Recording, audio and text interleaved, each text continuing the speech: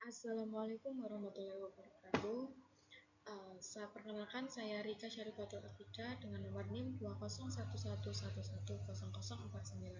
Di sini saya akan mempresentasikan hasil tugas review jurnal dari mata kuliah Six Sigma dengan dosen pengampu Bapak Muhammad Ririn Rosyidi, STMT.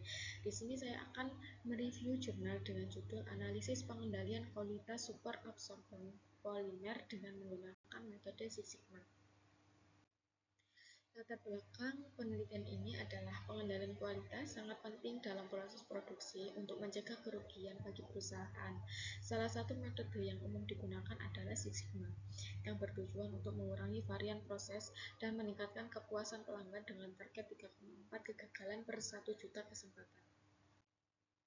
Penelitian ini bertujuan untuk mengetahui nilai DPMO dan tingkat sigma pada produk super absorban polimer, jenis cacat yang terjadi, dan faktor utama penyebab kecacatan.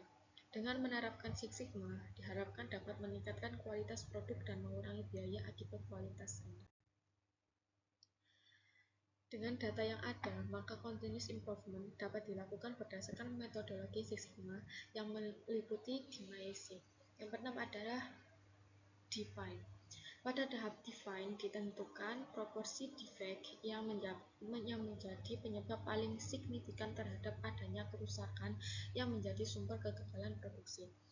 Langkah-langkah dalam define adalah mendefinisikan masalah standar kualitas produk yang telah ditentukan perusahaan, mendefinisikan rencana tindakan yang dilakukan berdasarkan hasil observasi, analisis penelitian, menetapkan sasaran dengan tujuan peningkatan kualitas sigma.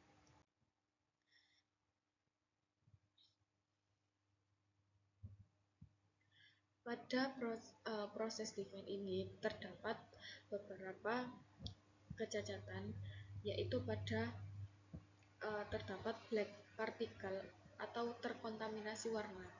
Produk super absorbent polimer yang berwarna putih sangat rentan sekali terhadap kontaminasi warna selain warna putih. Yang kedua adalah kecacatan pada kesalahan cetak label pada kemasan. Pada kemasan produk super absorbent polimer ada beberapa label yang tertera termasuk salah satu tanggal produksi produk. Yang ketiga adalah kecacatan pada kerusakan pada kemasan. Terdapat dua macam pengemasan pada produk super absorbent polimer, yaitu kemasan paper bag dan container bag, di mana pada kedua kemasan tersebut tidak luput dari kerusakan. Yang kedua adalah measure, perhitungan nilai mean untuk pemeriksaan karakteristik data dilakukan dengan menggunakan rumus CL.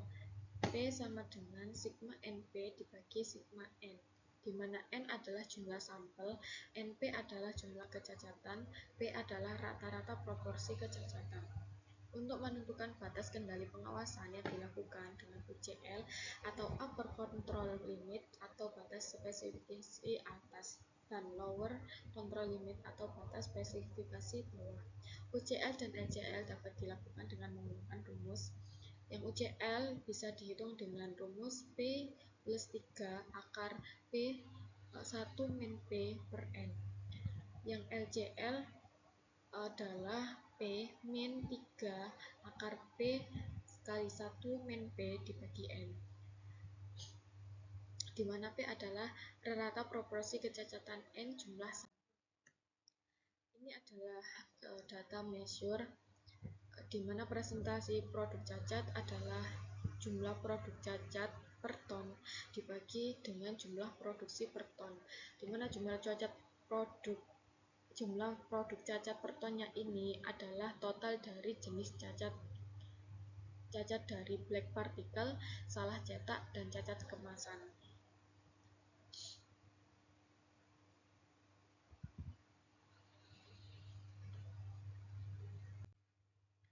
Ini adalah grafik kontrol limit tahun 2015, di mana presentasi produk cacat masih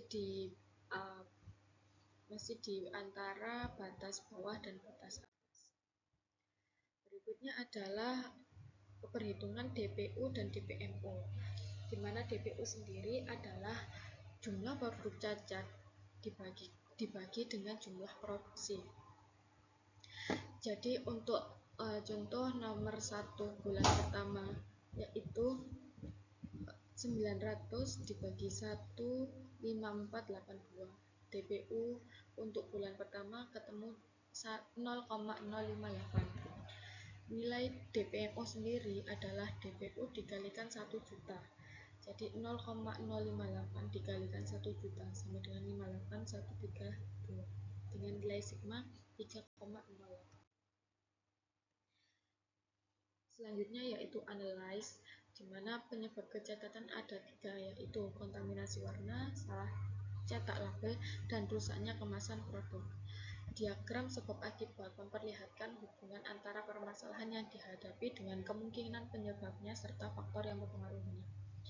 Faktor yang mempengaruhi secara umum yaitu manusia, yang kedua material atau bahan baku, yang ketiga mesin, yang keempat metode, yang kelima environment atau lingkungan.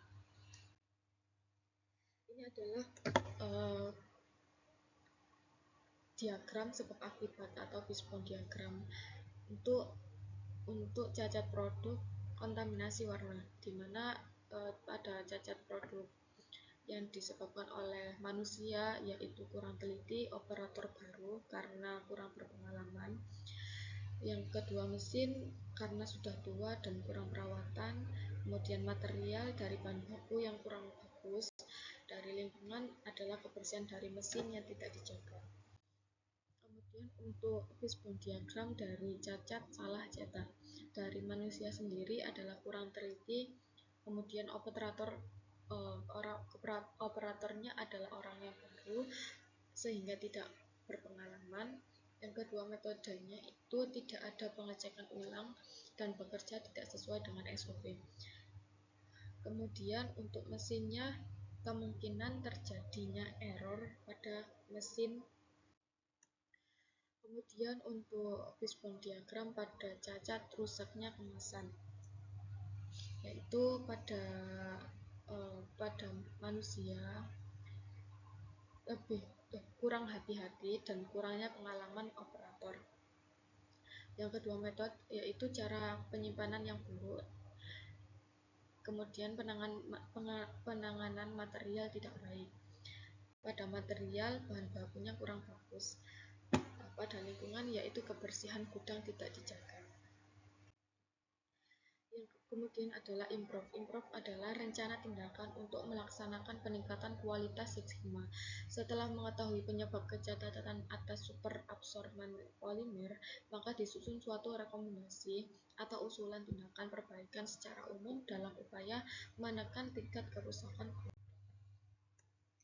Yang pertama, improve pada kontaminasi warna. Unsurnya dari manusia, faktor penyebabnya adalah operator kurang teliti. Standar nomornya adalah operator langsung melakukan sampling ke dalam proses melalui sampling point. Usulan tindakan perbaikannya adalah melakukan pointing dan calling, yaitu pengecekan yang lebih dari 1 kali sebelum melakukan sampling. Jangka waktunya adalah 3-5 menit setiap melakukan pekerjaan. Pada mesin, kurangnya perawatan mesin dapat mengakibatkan mesin cepat terkikis dan menyebabkan kontaminasi warna. Standar normalnya adalah perawatan dilakukan jika ada part mesin yang rusak atau bermasalah. Kemudian usulan tindakan perbaikan adalah perawatan rutin dilakukan 1 bulan 1 kali dan dibuatkan checklist untuk bagian apa saja yang sudah dilakukan perawatan. Jangka waktunya adalah 4 jam tiap bulan. Ini adalah faktor penyebab dan standar normalnya pada saat produksi dan juga usulan tindakan perbaikan agar tidak terjadi cacat produk pada kontaminasi warna itu. Kemudian ini adalah usulan tindakan perbaikan untuk salah cetak, di mana ada faktor penyebabnya manusianya kurang teliti. Usulan tindakan perbaikannya adalah sebelum operator melakukan input data ke komputer, maka superior harus melakukan pengecekan terhadap data yang akan dimasukkan apakah sudah sesuai ataukah belum. Ini adalah usulan tindakan perbaikan untuk rusaknya kemasan. Contohnya untuk lingkungan, kebersihan gudang yang tidak dijaga dapat mengundang serangga seperti rayap yang dapat merusak kemasan. Untuk usulan tindakan perbaikannya adalah housekeeping dilakukan 2 minggu sekali dan juga dilakukan penyemprotan hama berupa pestisida yang aman dan ramah. Yang terakhir adalah kontrol.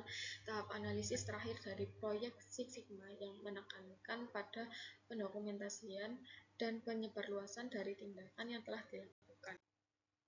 Kontrol pada penelitian meliputi yang pertama yaitu melakukan perawatan dan perbaikan mesin secara berkala, kedua melakukan pengawasan terhadap bahan baku dan karyawan bagian produksi agar mutu barang yang dihasilkan lebih baik, yang ketiga melakukan pencatatan dan penimbangan seluruh produk cacat setiap hari dari masing-masing jenis dan mesin yang dilakukan oleh karyawan dalam proses produksi.